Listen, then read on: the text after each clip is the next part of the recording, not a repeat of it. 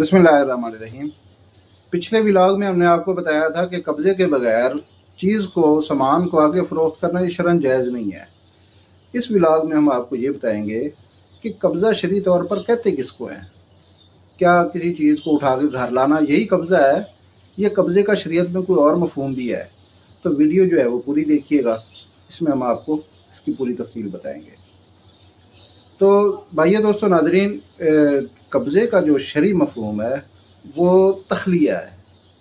तख़लिया क्या है? तख़लिया का मतलब ये है कि जो बेचने वाला है, जिसको बाय कहा जाता है, वो मुश्तरी के सामने और सामान को इस तरह हवाले कर दे कि वो अपनी किसी किस्म की कोई रुकावट, वो हर तरह की रुकावट ख़त्म कर दे और अपना किसी किस्म का कुछ तसर्रुफ़ और इख्तियार उससे हटा ले।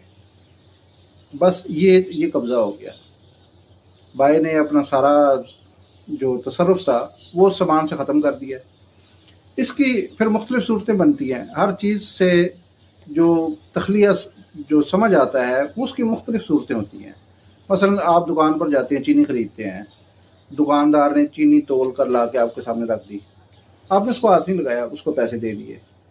अब दुकानदार की तरफ से ये सामान आपका हो गया है, उसने अपना कब्ज़ा और तसर्रुफ़ इससे छोड़ दिया है, चाहे आपने उसको हाथ लगाया या नहीं लगाया।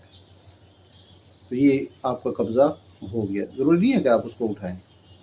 तो ये तख़लिया जो है सिर्फ ये कब्ज़ा होता है। आपने वो गाड़ी ख़रीदी है तो मालिक ने जो है ना वो उसकी चाबी आपको पकड़ा दी, आपसे पैसे ले लिए, गाड़ी अभी वहीं खड़ी है, आप गाड़ी में नहीं बैठे, तो ये तख़लिया हो गया और इसका कब्ज़ा आपका वो मुकम्मल हो गया है।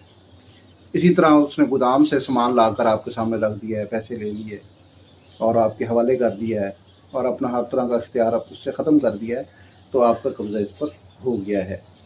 तो इसका ज़्यादातर जो कब्ज़े का मफ़हूम है वो उर्फ़ के साथ भी मुतल्लिक़ है कि ये उर्फ़ में जिस चीज़ को कब्ज़ा समझा जाता है वो कब्ज़ा होता है।